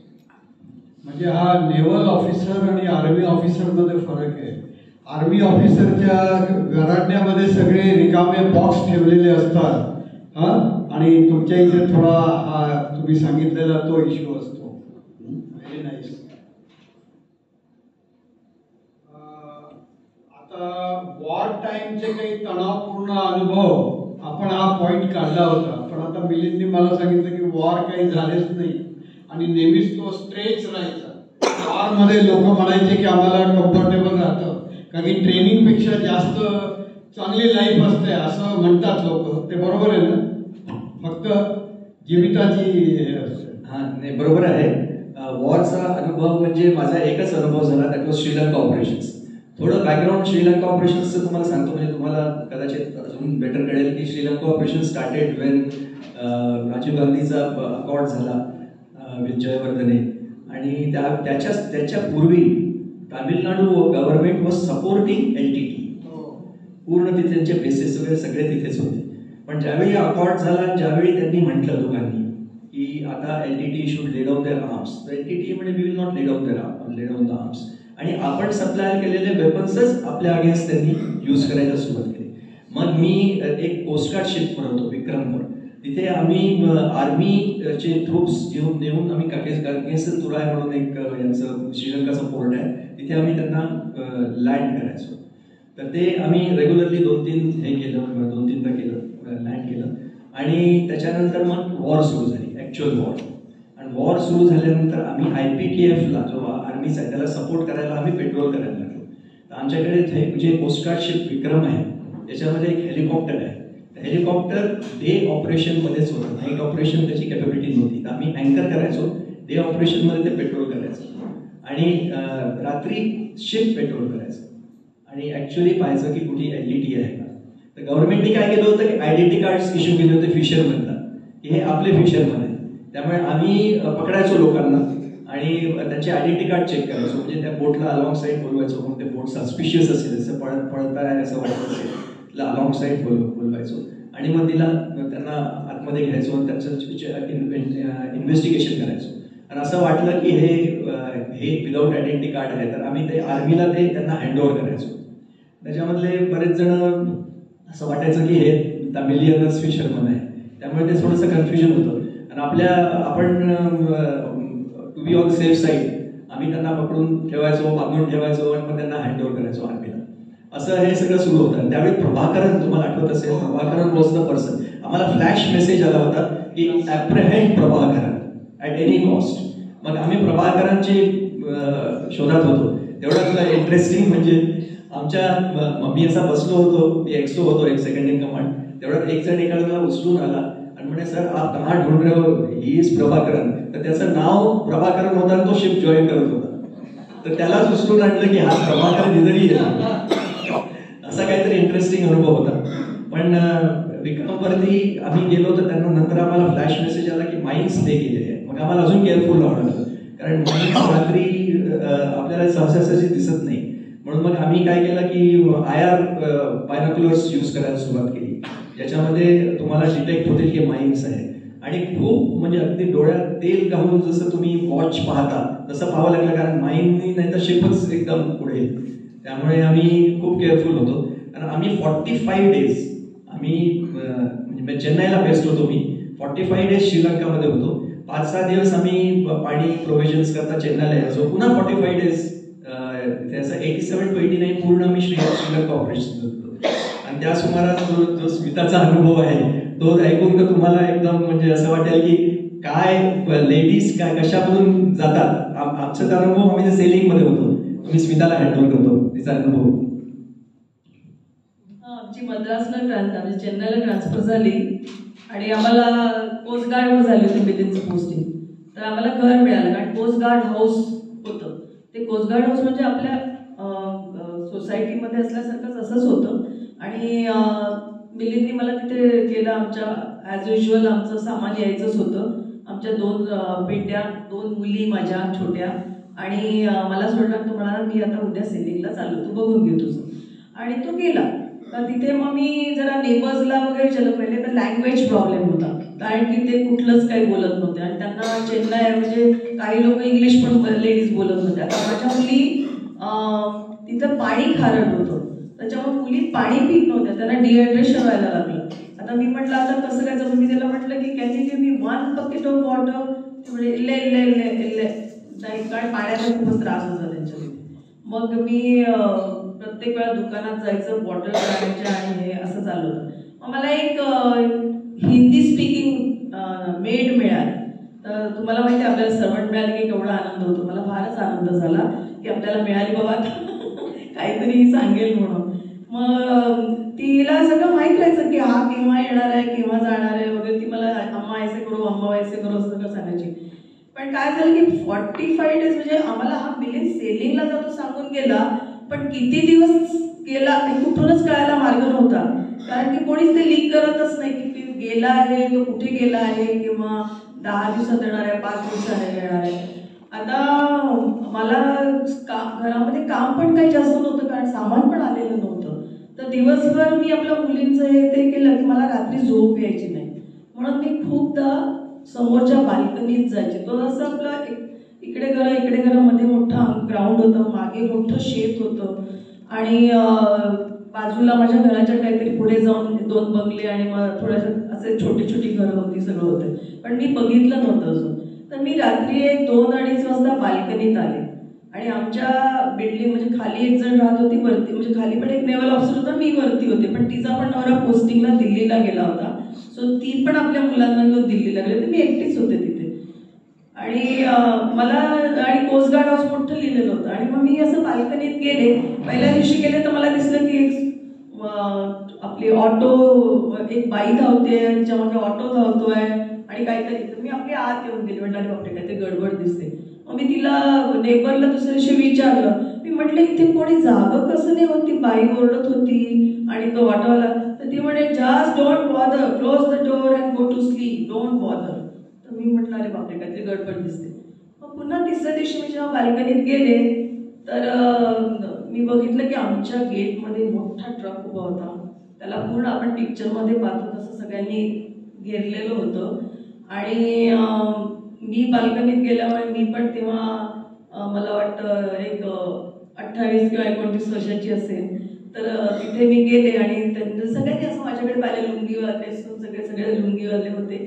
आणि त्यानंतर मला ते लक्षात येता माझ्या लक्षात आलं की ती पूर्ण ट्रक गन्सनी भरलेली होती. गन्स होत्या त्याच्यामध्ये आणि ते गन्स फटाफट टाकत होते. आता त्यांनी सगळ्यांनी माझ्याकडे पाहिल्यामुळे मी जरा घाबरले कारण मी बघितलं होतं ते काय करतात आहे. तर मग मी पटकन आत आले आणि मी बंद करून झोपले. पण मला मग भीती वाटायला लागली त्या दिवशीपासून, कारण की दिवसा ते लोक सगळे आमचं गल्लीत असल्यामुळे त्या गल्लीच्या तोंडाशी सगळे असे लुंग्या घालून बसलेले असायचे. मग मी एक दिवस त्या बाईला बाजूच्या विचारलं. ती म्हणाली की तू खूप बघू नको, ते तुला त्रास देतील आणि असं काय करतील. तर मी म्हटलं अरे बापरे आता मिलिंद पण आलेला नाही, आता काय करायचं. मग मी त्या माझ्या काम करणाऱ्या बाईला विचारलं तर ते काय आहे. तर ती म्हणाली की ते उधर वो एक स्मगलर रहता है ना, तो उसके सब आदमी है. मी म्हटलं बापरे, पण आता काय करायचं. मग मी मिलिंद मग 45 डेज नंतर मिलिंद आला तो आल्याबरोबर त्याला मी म्हटलं तू बाकी मला काही सांगू नको, कुठे गेला होता वगैरे, तुला कुठलं घर मिळेल दुसरं तिथे मला तू शिफ्ट कर पहिले, कारण मी मुलींबरोबर एकटी इथे नाही राहू शकत. कारण की मग मी त्याला पूर्ण एपिसोड सांगितला. आणि मग पुढे जाऊन मला कळलं की ते जे गन्स होते ते सगळे त्या LTTला त्यांना पोचवायचे होते, त्यांचंच ते हे होतं. तर असा तो माझा एक थोडा भीतीदायक एक्सपिरियन्स होता, कारण मी अगदी एकटीच होते आणि मुली होत्या, मला त्यांना शाळेत सोडा आणा, ते कारणी करताना ते तिकडेच बसलेले असायचे सगळे. तर तेव्हा मला थोडी भीती वाटली होती. पण मग मिलिंद आल्याबरोबर आम्ही, कारण मिलिंदला पुन्हा 5 दिवसांनी सेलिंग होतं, तर 2 दिवसात आम्ही अगदी त्याला म्हटलं ऑर्डिनरी खोली मिळाली तरी हरकत नाही, पण आजूबाजूला लोक असलेले बरे, आणि मग आम्ही शिफ्ट झालो. सो दॅट वॉज म्हणजे मला तेव्हा थोडी भीती वाटली होती. नाईटला शिफ्ट झालो, नेक्स्ट डे माझं सेलिंग होतं. इतका टाईट सिच्युएशन होती. पण आम्ही एक CPWD आम्हाला घर मिळालं, जिथे आजूबाजूला चांगले नेबर्स होते आणि खूप कम्फर्टेबल होतं. तर मी म्हटलं पहिले शिफ्ट करा, कारण इथे कोस्ट गार्डमध्ये युअर ऑन डेप्युटेशन, तर तुम्हाला सेंट्रल गव्हर्नमेंटच्या स्कूलमध्ये CPWD हाऊसेस पण मिळतात. मी डेप्युटेशन करत होतो कोस्ट गार्डमध्ये, त्यामुळे तो खूपच इंटरेस्टिंग एक्सपिरियन्स झाला. इकडे आम्ही LTTला शोधत होतो आणि LTT तिकडेच ऑपरेट करत होती. असं इंटरेस्टिंग काहीतरी झालं. आणि मग ज्यावेळी वॉर सुरू झाली त्यावेळी ऑफकोर्स त्यांचं हेडक्वार्टर सगळं बंद झालं, पोलीस उभा होता. मग तामिळनाडू गव्हर्नमेंट सुद्धा केअरफुल झाली. पण आम्हाला कळत नव्हतं की हे आपण ज्यावेळी कोणाला इंटरॅक्ट करतो तर हे LTTला हे आमचा युनिफॉर्म पाहून हे प्रो LTT अगेन्स्ट LTT आहे, तुम्हाला कसे ते तुमच्याशी म्हणजे कसे तुमच्याशी वागतील हे आम्हाला कळत नव्हतं. खूपच छान. सुद्धा त्या ऑपरेशन मध्ये होता. कमांडर देवेंद्र रत्न पारखे, माझा कझिन. तोही तिकडे होता. ऑपरेशन पॉवर इंजिनिअरिंग मध्ये होता. म्हणजे मला वाटतं तो फायटिंग मध्ये नसेल, तो त्या मेंटेनन्स मेंटेनन्सचं काम करत असेल. एनिवे खूप छान. आता प्रेझेंटेशन पाहूया आपण. नेव्हीचं एक क्विकली प्रेझेंटेशन दाखवतो मी तुम्हाला. इंडियन नेव्ही बद्दल शॉर्ट मध्ये सांगतो की शिपच मेन प्लॅटफॉर्म असतो आणि मर्चंट नेव्ही आणि इंडियन नेव्हीमध्ये शिपच मेन आहे. त्याच्यामध्ये टीम स्पिरिट खूप असते. ते कोणतेही याच्यामध्ये टीम स्पिरिट असते. सी सिक्नेस बद्दल मी ऑलरेडी बोललोय. स्टॉर्म्स आणि शिप स्टेबिलिटी. शिप सहजासहजी बुडत नाही, ती स्टेबल असते अनलेस काही एक्सटर्नल फोर्स येतो. म्हणजे हे बऱ्याच जणांना कळत नाही. आता मर्चंट शिप्समध्ये सुद्धा सपोज काही लिकेज झालं किंवा कार्गोमध्ये काही बरंच काहीतरी शिफ्टिंग झालं आणि काहीतरी असे एक्सटर्नल फॅक्टर्स आले तर मग शिपचे हळूहळू मग बुडायचे चान्स असतात. नाहीतर शिपची स्टेबिलिटी प्रूव्ड असते. आम्ही दोघंही मर्चंट नेव्हीमध्ये सगळ्यात फिअर स्टॉर्म मधून गेलो आहे. म्हणजे आमचं जुनं शिप होतं ज्याच्यामध्ये भरपूर लीक्स होते, पण तरी आमचं शिप काही बुडलं नाही. पण अक्षरशः त्यावेळी वाटलं होतं की आपण गेलो, पण असा अनुभव होता. पण ते शिप सहजासहजी बुडत नाही. आणि सेकंडली सोशल ऍक्टिव्हिटीज भरपूर असतात. गेट टुगेदर्स, पार्टीज हे तर अगदी चालूच असतं कंटिन्युअसली. आर्म फोर्सेसमध्ये सगळीचकडे आहे. त्याच्यानंतर स्पोर्ट्समध्ये खूप बढावा दिला जातो. म्हणजे स्पोर्ट्समधला लुक आफ्टर करतात. स्पेशल डाएट, त्याला एक ट्रेनर, रनिंग अराउंड. इथे कुठेच तुम्हाला हे पाहायला मिळत नाही जितका आर्म फोर्सेसमध्ये पाहायला मिळतं. रिस्पेक्ट इन सोसायटी तर आहेच. मग मला आठवतं की आम्ही ऍडमिशनला गेलो आमच्या मुलीच्या, तर तो प्रिन्सिपल म्हणाला, सर तुम्ही कशाला आले, तुम्हाला पाठवून दिलं असतं, तुम्ही बिझी आहात श्रीलंका ऑपरेशनमध्ये, आम्ही ऍडमिशन दिली असती, तुम्हाला नाही देणार तर कोणाला देणार. म्हणजे इतका रिस्पेक्ट आहे. असा रिस्पेक्ट बाहेर. आणि पर्क्स खूप आहेत. पर्क्स तर तुम्हाला माहित आहे, कॅन्टीन फॅसिलिटीज, हे फॅसिलिटीज, ते फॅसिलिटीज. आता का आम्ही कार म्हणजे कॅन्टीन मधूनच घेतली. असं बरंच काही काही फॅसिलिटीज असतात. कारण की तुम्हाला नाही देणार तर कोणाला देणार. आणि इंडियन नेव्हीचं एक शिप नुसतं तुम्हाला दाखवतो. हे मी कॅरियर गायडन्सला यूज करत होतो हे शिप दाखवायला की कसं असतं शिप. त्याच्यामध्ये मिसाईल्स लॉन्चर्स आहे, सर्फेस टू एअर मिसाईल्स आहे, टॉर्पेडोज आहे, सगळे. म्हणजे it's a missile corvette actually. आणि हे कोस्टगार्डचं शिप आहे जे आम्ही ऑपरेट करत होतो. CGS विक्रम, ज्याच्यामध्ये मागे हेलिकॉप्टर असतो. हे तुम्हाला पूर्ण सांगायची गरज नाही आहे. सगळे पेन्शन फॉर लाईफ टाईम वगैरे मी माझ्या कॅरियर गायडन्स माझ्या मुलांना सांगायचो की हे सगळे फॅसिलिटीज आहेत आर्म फोर्सेसमध्ये. आणि मुख्य म्हणजे तुम्हाला सांगायचं म्हणजे pension is a very big benefit for our armed forces. आता माझे वडील विंग कमांडर होते, त्यांना थ्रूआउट छान पेन्शन होती. म्हणजे आणि मी 16व्या वर्षी NDA जॉईन केलं, तर 16व्या वर्षी मी माझ्या वडिलांपासून फायनान्शियली इंडिपेंडेंट झालो. तर यू कॅन इमॅजिन की आता आजकाल मुलं इतके शिकत राहतात पण वडिलांवरती डिपेंडेंट राहतात, आणि वडील सुद्धा पेन्शनमुळे मुलांवर डिपेंडेंट असतात. So all are very interlinked आणि छान, म्हणजे फॅसिलिटीज खूप छान असतात, ते लुक आफ्टर करतात. Reservation of seats for children education वगैरे असे चांगले चांगले तुम्हाला बरेच असतात. त्याच्यानंतर मी INS विक्रांत आणि CGS विक्रम बद्दल ऑलरेडी बोललो आहे. INS विक्रांत मध्ये मी होतो, मी एक इन्सिडेंट तुम्हाला सांगितलं त्याचा. हा माझा फोटो सब लेफ्टनंट असताना, म्हणजे व्हाईट युनिफॉर्म. आता मी एक पुस्तक लिहितोय, त्याचं माझं टायटल देतोय व्हाईट युनिफॉर्म. त्याच्यामध्ये Indian navy, Indian coast guard, merchant navy याच्याबद्दल पूर्ण माझे एक्सपिरियन्सेस लिहिणार आहे. तर त्याला मी टायटलच दिला व्हाईट युनिफॉर्म. हा माझा सब लेफ्टनंट असताना फोटो आहे, व्हाईट युनिफॉर्म. हा पण असाच आहे. माझे केस पहा, आता केस पहा, असं वाटतं कोई लोटा दे मेरे पीते हुए दिल. पैशाचा इफेक्ट आहे.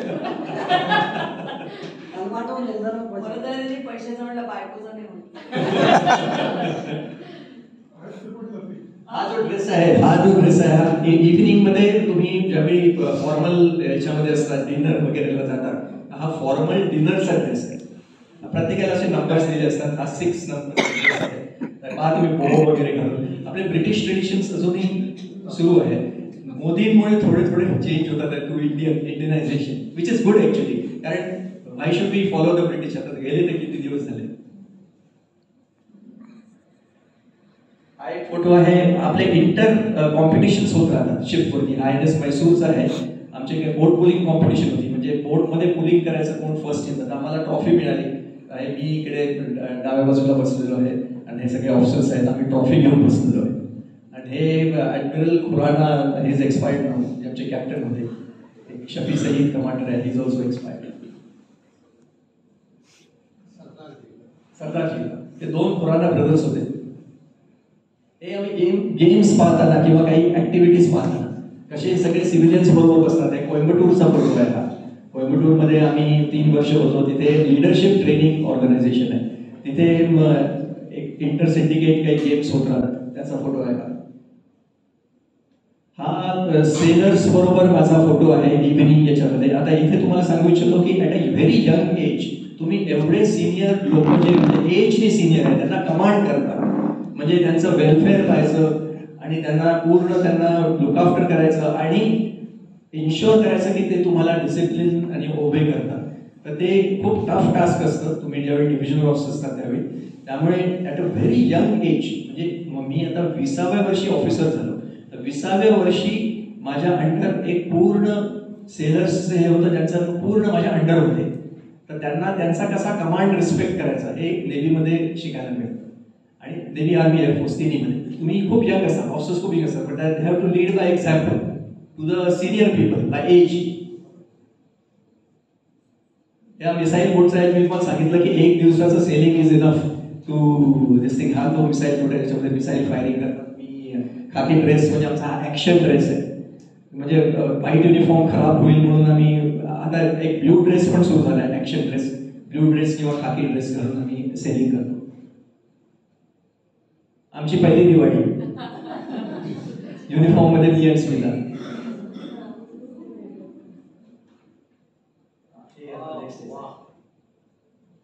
थँक्यू.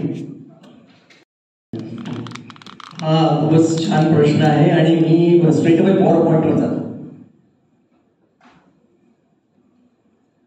सगळ्यात पहिले तर तुम्ही हेडिंग वाचा. मी स्वतःला म्हणायचो नॉट रिटायर्ड बट रिअटायर्ड, म्हणजे I am in a different dress but I am not retired. मला रिटायर्ड शब्दच आवडायचा नाही, त्यामुळे मी म्हणायचो नॉट रिटायर्ड बट रिअटायर्ड. आणि नागपूरला ज्यावेळी मी फायनली गेलो, म्हणजे मर्चंट नेव्ही 15 वर्ष झाले एक्सपिरियन्स, पूर्ण सगळे देश फिरलो, ऑल ओव्हर द वर्ल्ड, जवळजवळ 34 पोर्ट्स पाहिले. थोडं स्मितानी माझ्याबरोबर सेलिंग केलं आणि बरेच एक्सपिरियन्सेस झाले मर्चंट नेव्हीचे. तर फायनली आय रिटायर्ड इन 2010. म्हणजे merchant navy also I count as माझं सेकंड इनिंग्स. आता हे सेकंड इनिंग्सच आहे. याच्यामध्ये नॉट रिटायर्ड बट रिअटायर्ड मध्ये I was first founder of marine consultancy. ज्याच्यामध्ये मी तुम्हाला म्हटलं की मुलांना गायडन्स द्यायला मी मरीन कन्सल्टन्सी म्हणून घरीच सेटअप केली. I was founder of marine consultancy. तर मुलं घरी विथ पेरेंट्स यायचे त्यांना मी डायरेक्शन द्यायचो की कसं तुम्ही इंडियन नेव्ही, कोस्ट गार्ड किंवा मर्चंट नेव्ही आणि माझं ड्रेजिंग एक चौथं फील्ड आहे त्याच्यामध्ये कसं जाऊ शकता. माझी मुलगी मोनामी मला असिस्ट करायची याच्यामध्ये. आता मी प्रयत्न करतो याचा ऑनलाईन करू शकतो कारण इथे मुलं तर येणार नाही इतके लांब, पण तिथे मुलं यायचे माझ्या घरी आणि माझं ऑफिस मी वरतीच सेटअप केलं होतं. मग मी एक कमांडंट होतो Chhatrapati Maharaj armed forces preparatory institute. हे 2 वर्ष ट्रेनिंग होतं फॉर जॉईनिंग NDA. तिथे मला कमांडंट म्हणून घेतलं. तिथे मी रेग्युलरली जायचो. It was more of an honorary post but I used to go there and ते तिथे पूर्ण आमचं सगळं outdoor training, PT, parade, drill, outdoor activities and classes सगळे करून 2 वर्ष आम्ही त्यांना ट्रेनिंग द्यायचो आणि NDAला त्यांना सिलेक्ट करायचो. आता सिलेक्शन रेटही त्या इन्स्टिट्यूटचं चांगलं आहे. आणि त्याच्यानंतर मी इंडियन एक्स सर्व्हिसमन लीगचा प्रेसिडेंट होतो. म्हणजे एक्स सर्व्हिस म्हणजे रिसेटलमेंट, एक्स सर्व्हिस म्हणजे काही इश्यूज असतील, पेन्शन इश्यूज, रिसेटलमेंट इश्यूज, याचे माझे वडील होते आधी प्रेसिडेंट. मग मला ऑटोमॅटिकली हळूहळू घेऊन मग मी प्रेसिडेंट झालो.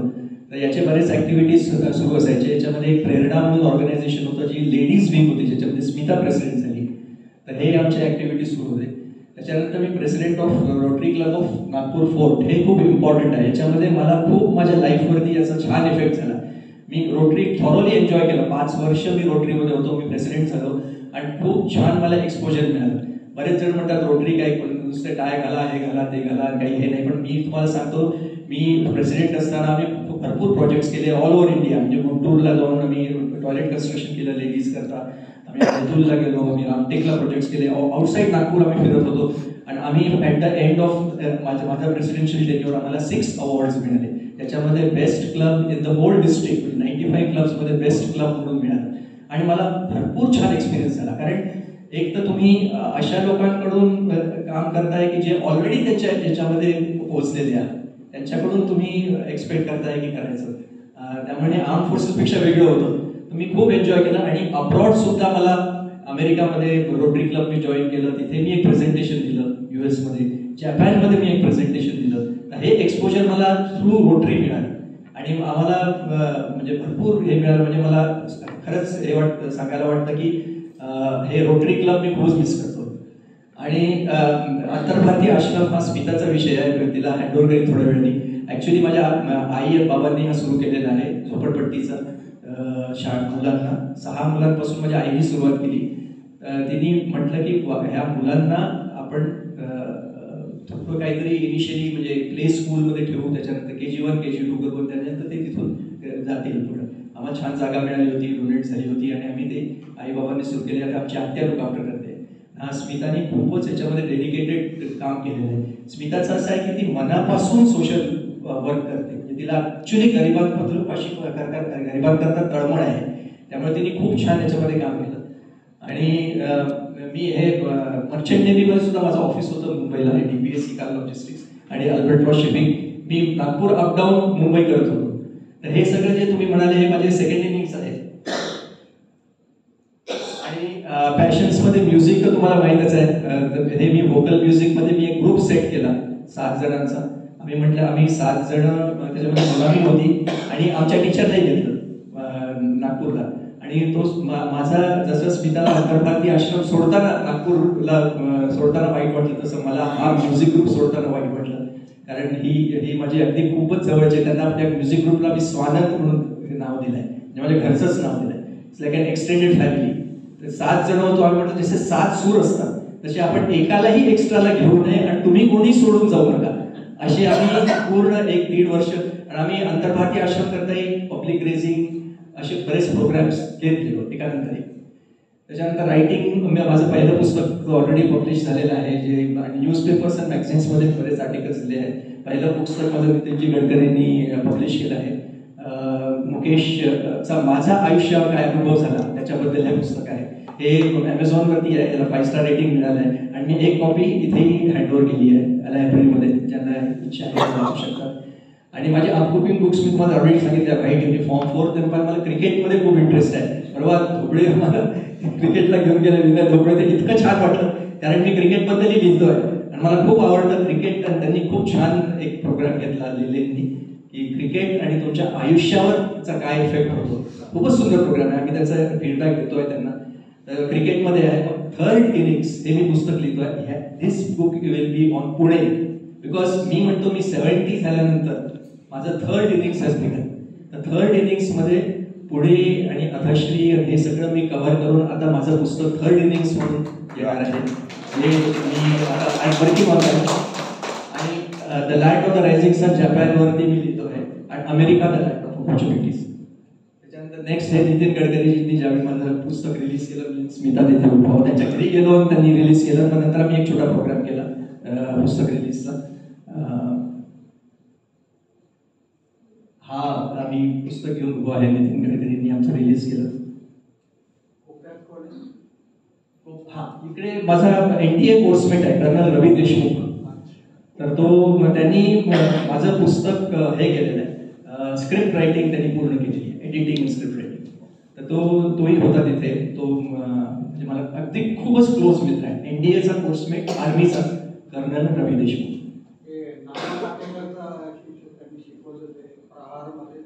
नाही ते वेगळे, ते कर्नल देशपांडे. कर्नल देशपांडे, नाना पाटेकरनी ते महार ऑर्गनायझेशनला फंड केलं, ते वेगळे, ते नागपूरमध्ये वेगळे. त्याच्यानंतर हे माझे काही फेलिसिटेशन सगळे आर्म फोर्सेस मध्ये. माझ्या एअरफोर्सशी काही संबंध असला पाहिजे, कारण मला एअरफोर्स ऑफिसर्सनी खूप फेलिसिटेट केलं आहे. हे vice chief of air staff आहे, एअर मार्शल देव यांनी नेताजी सुभाष चंद्र बोसच्या जयंतीमध्ये मला फेलिसिटेट केलं. हा म्हणजे रोटरीमध्ये ही माझ्या बाजूला जी आहे ती सेक्रेटरी आहे नीता जोग. शी इज ॲक्च्युली लॉयर आणि ती नाना जोगची सुनबाई आहे. म्हणजे नाना जोगचा जो मुलगा आहे तो रामायणमध्ये भरत होता पहा, संजय जोग त्याची मिसेस आहे. संजय जोग हॅज एक्सपायर्ड, त्याची मिसेस आहे. आणि तिचा मुलगा Ranjit Jog is now working in TV serials in Mumbai and he knows आपला यतीन कार्यकर्ता ओळखतो. तर ही माझ्याबरोबर सेक्रेटरी होती. Smita was joint secretary. Smita always with me, त्यामुळे आम्ही ते रोटरी क्लब खूप एन्जॉय केलं ऍक्च्युली. तर हे आमचे अवॉर्ड घेतात आमचं आहे. हा एअर मार्शल चाफेकर यांनी मला फेलिसिटेट केलं कारगिल दिवस. हा एक त्यांचा फोटो आहे, नागपूरचेच आहे. यांनी भरपूर काम केलं आहे. यांनी डिफिकल्ट टेरेन्समध्ये त्यांचा एअरक्राफ्ट लँड केला आहे. यांची भरपूर हे आहे, स्टोरीज आहेत. हे माझं रोटरी क्लबमध्ये लेक्चर देताना, माझा हे प्रेसिडेंट टेक ओव्हर करताना, माझं टॉक देताना माझा फोटो आहे. त्यामुळे स्मिता पण आहे. हा आमचा ग्रुप स्वानंद ग्रुप, जो मी तुम्हाला सांगितलं 7 जण. आणि हा जो सेंटरमध्ये हा प्रोफेशनल सिंगर आहे, त्याला आम्ही चीफ गेस्ट म्हणून इन्व्हाइट केलं होतं. तर असं आमचा हा पूर्ण ग्रुप आहे. ती उजवीकडची एक्स्ट्रीम आहे ती हे आहे MC आहे ती. आणि हा माझा टीचर इज सेकंड, याच्या मागे आहे माझा हा व्हाईट शर्ट घातला, याच्या मागे जो आहे तो माझा ऑनलाईन क्लासेस घेतो माझ्या मोरामीचे. आणि तो आम्ही ऑलमोस्ट 9 वर्षापासून त्याचे क्लासेस घेतो. म्हणजे तसे आम्ही तो क्लासिकली शिकवतो आणि आम्ही रोज रियाजी करतो. आणि तो यंग मुलगा आहे, पण खूप एनकरेज करतो आम्हाला. हा आंतरभारती आश्रम म्हणजे जो मी म्हणत होतो झोपडपट्टीतल्या मुलांना आम्ही KG1, KG2 आणि इस्लाम एरियाचं हे करतो. हे आमचं खूप मोठं ऑर्गनायझेशन. याच्यामध्ये टीचर्स आहेत, हे आहे, त्याच्याबद्दल स्मिता थोडं सांगेल. हा माझा सगळ्यात सॅटिस्फाईंग अवॉर्ड म्हणजे आंतरभारती आश्रमला पुण्याच्या NGOनी रेकग्नाइज केलं आणि ते स्वतः येऊन त्यांनी आम्हाला अवॉर्ड दिला की ही ऑर्गनायझेशन खूपच चांगली आहे. माझ्या आई बाबा बॅकग्राऊंडमध्ये आम्ही हा फोटो काढला, कारण हा आम्हाला अल्टिमेट अवॉर्ड वाटला की आपण जे कार्य करतो आहे ते एका वेगळ्या NGOनी हे केलं, रेकग्नाइज केलं. याच्याबद्दल तुम्हाला काय सांगू, म्हणजे हा अथश्री नंतरचा फोटो आहे. हा माझा 70th बर्थडे होता आणि आम्ही म्हटलं की कसा सेलिब्रेट करायचा. म्हटलं आपण फ्लाईटनी जाऊ, कारण 19 एप्रिलला इलेक्शन सुरू होते आणि 19 एप्रिलला फर्स्ट नागपूरला वोटिंग होतं. तर आम्ही म्हटलं आपण जाऊ फ्लाईटनी परत येतो. आम्ही तिघही जण गेलो. 19 एप्रिलला आम्ही वोट टाकली, माझा बर्थडे सेलिब्रेट झाला आणि आम्ही परत आलो. माझ्या वेडिंग अॅनिव्हर्सरी 4 जूनला रिझल्ट डिक्लेअर झाला आणि ज्याला मी वोट दिलं तो जिंकला. थँक्यू. आता मी हँडओव्हर करतो थोडा आंतरभारती आश्रमबद्दल सांगायला. आश्रम म्हणजे आईंनी 5 मुलांबरोबर 5 मुलांना घेऊन बसायच्या, त्या झोपडपट्टीत जायच्या आणि तिथून त्यांनी 5 मुलं पहिले आणली होती. त्यांना त्या म्हणजे मिलिंदच्या आईच्या त्यांनी त्यांना त्या बसून त्यांचे नाकं पुसून द्या, त्यांच्या आंघोळ घाला, त्यांना कपडे घाला, असं त्या करायच्या.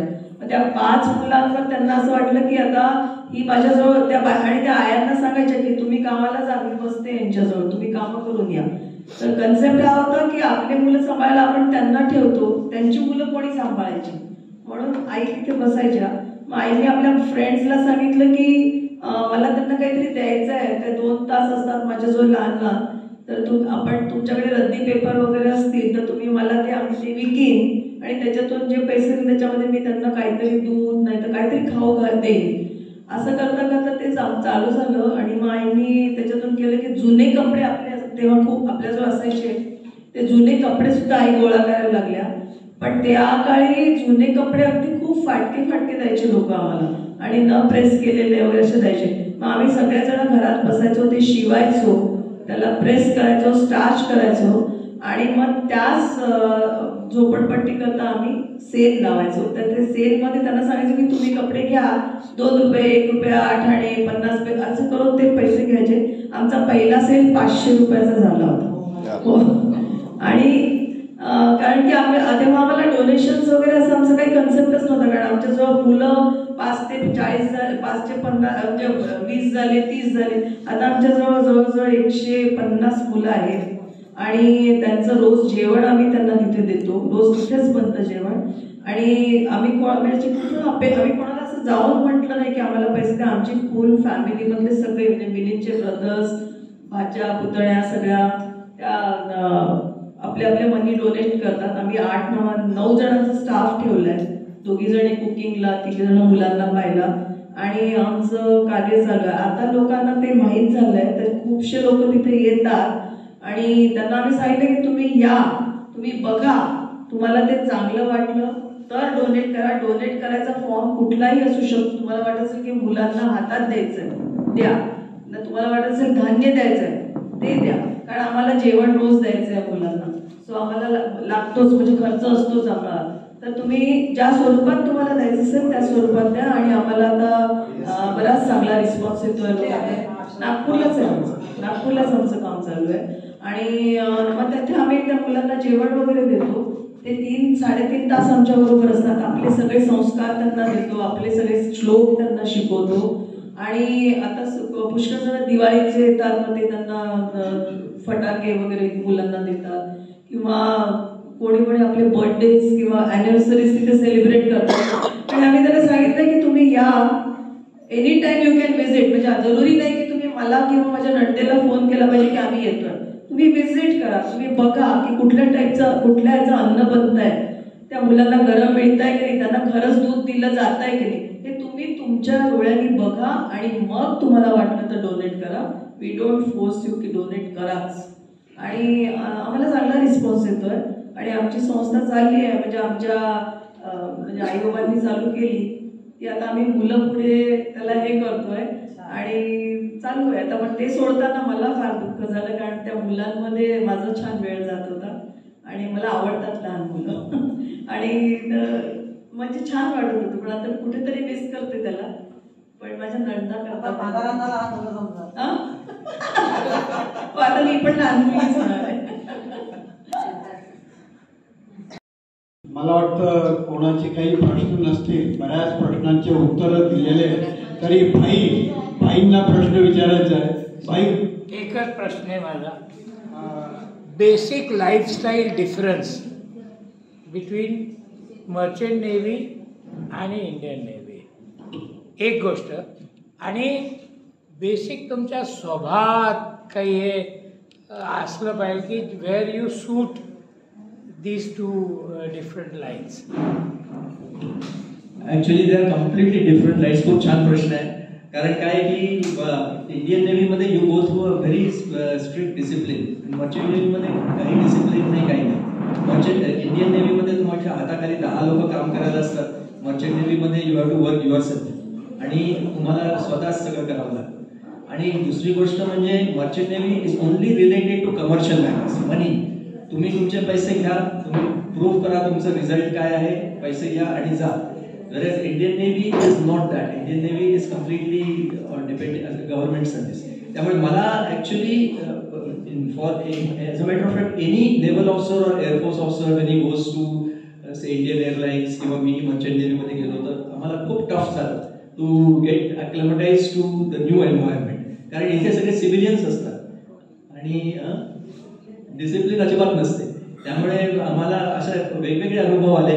पण माझा स्वभाव म्हणा तुम्ही की काही म्हणा, मी लवकर ॲक्लिमेटाईज होऊन गेलो. मी माझं सगळा जो इगो होता नेव्हीचा की मी ऑफिसर आहे आणि सगळे काम करतात आहे, हे सगळं काढून टाकला मनातून.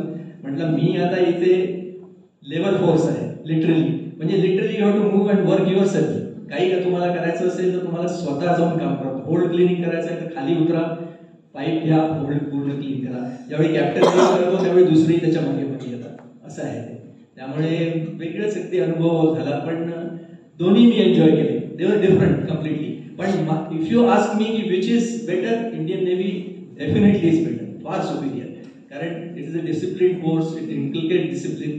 आज सुद्धा इतकं ते डिसिप्लिन मनामध्ये आणि याच्यामध्ये घुसलेलं आहे की ते मर्चंट नेव्हीचे मर्चंट नेव्हीमध्ये ते म्हणतात your friendship is related to the limited to the गँगवे. गँगवे मधून तुम्ही उतरले यू आर नॉट फ्रेंड्स. वेरॅज माझे नेव्ही आणि माझे एनडीएचे फ्रेंड्स अजूनही माझे इतके छान मित्र आहेत, क्लोज मित्र. मर्चंट नेव्हीमध्ये खूप असं फ्रेंडशिपचं असं नसतं. एन्जॉय करा बस सोडा कमर्शियल आहे. नाही पण ते थोडंसं डिसिप्लिन पाहिजे. म्हणजे इंडियन नेव्ही सारखं नाही तरी एक डिसिप्लिन पाहिजे. नाही डिसिप्लिन डेफिनेटली पाहिजे आणि ते पर्सनल गुडविल मध्ये डिसिप्लिन डेव्हलप होतं. आता मी तुम्हाला सांगतो की जहाज समुद्रात होतं आणि इंडिपेंडन्स डे आला आणि फ्लॅग होइस्टिंग करायचं होतं तर त्यांनी मला कॅप्टननी मला सांगितलं, मी चीफ ऑफिसर होतो की you are ex Indian navy, you have to hoist the flag. तर असं डिसिप्लिन ते ठेवतात. म्हणजे असं हे नाही आहे आणि ते मेंटेन दॅट प्रोटोकॉल थोडासा मेंटेन. एक विचार माझा एक प्रश्न आहे. इथे येण्याचा निर्णय का घेतला? मला बरेच जण आम्हाला नागपूरला आमचे ऑर्गनायझेशन तुम्ही पाहिले. All 4 of us born and brought up in Nagpur. आमचे 1 महिना तर फेअरवेल्सच चालले तिथे कारण इतके ऑर्गनायझेशन्स होते. आम्ही हा निर्णय का घेतला हा खूपच म्हणजे आम्हाला स्वप्नात सुद्धा वाटलं नाही की आम्ही जीव. एक ऑफकोर्स मेन कारण म्हणजे आम्हाला इथलं ॲटमॉस्फिअर खूप आवडलं आणि आम्हाला सुंदर घर मिळालं आणि तुम्ही सगळे आवडला. आम्ही तर स्मिताला तर परवा कोणीतरी घरी आला तर म्हणत होते की तू मिलिंदच्या आईबाबांची इतकी सेवा केली आहे म्हणून तू पुण्याही कमवली आहे म्हणून तुला असं घर मिळालं. क्या बात आहे. असं ते घर मिळालं म्हणून ते मेन आहे. आमच्या तिकडचंही घर खूप चांगलं होतं पण जुनं झालं होतं, मेंटेनन्स इश्यूज होते आणि आम्ही म्हटलं आता आपण जसं जसं एज होत आहे तसं मेंटेनन्स प्रॉब्लेम्स येतील. इथे कसं आपण आणि बाकी सगळे इथे इतके सुंदर सिनियर सिटीजन्स एडेड, तुम्ही सगळे खूप चांगले आहात. त्यामुळे आम्हाला इतकं छान फ्रेंडशिप मिळते.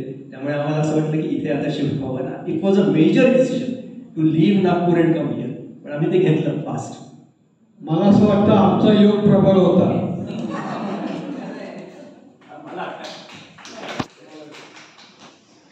माझा एक विद्यार्थी हा चांगला होता. तो नेव्हीमध्ये गेला, जॉईन केलं त्यांनी आणि 3-4 वर्षाचा अनुभव होता त्याला.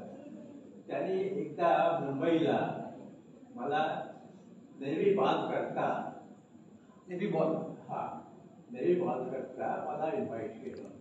म्हणजे सर या म्हणे.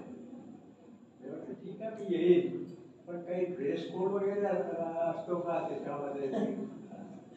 साधा एक प्रोफेसर सारखा जाईल. तो म्हणे नाही सर थोडंसं तुम्हाला चेंज करावं लागेल. मी म्हटलं मग मी येणार नाही. नेव्ही बॉल तुम्ही मिस केला म्हणजे ऍक्च्युली खूपच छान ऍक्टिव्हिटी असते. फिल्म स्टार्स वगैरे येतात मुंबईला आणि आमचं घर जिथे होतं तिथे इतके सिव्हिलियन्स यायचे आणि ते काय करायचे की पर ऑफिसर एक काहीतरी 1 कपल यू कॅन इन्व्हाइट. पण त्यांनी पाहिलं की माझे इतके नातलग आहेत त्यांनी मला बुकलेटच दिली. ते म्हणे तू सगळ्यांना बोलाव कारण तुझे खूप नातलग आहेत. आणि लोक यायचे आणि मी तुम्हाला खरं सांगतो सूट कंपल्सरी होता. तर ते सूट मध्ये जायचे, माझ्या घरी यायचे, पुन्हा दुसरा सूट मध्ये तोच सूट घालायचा पुन्हा जायचा. असं ते अटेंड केलं त्यांनी. माझ्या विद्यार्थ्यांनी ते सांगितलं मला की सर फार ड्रेस कोड असतो. मी म्हटलं मग नाही राहणार. आम्ही स्वतः शाहरुख खान आणि यांना बघितलं आहे तिथे नेव्ही बॉलमध्ये. खूप छान. तुम्हा सगळ्या लोकांचे आभार आणि तुमचे खूप आभार. आम्हाला खूप ऐकायला मिळालं त्याच्या आणि लास्ट बट नॉट लिस्ट आपल्या स्टाफचे आभार. त्यांनी कंप्लीट स्टेज इकडून इकडे केलं त्यानंतर आणि आवाज वगैरे एकदम व्यवस्थित आलाय ना, कारण की मी यांच्या मागे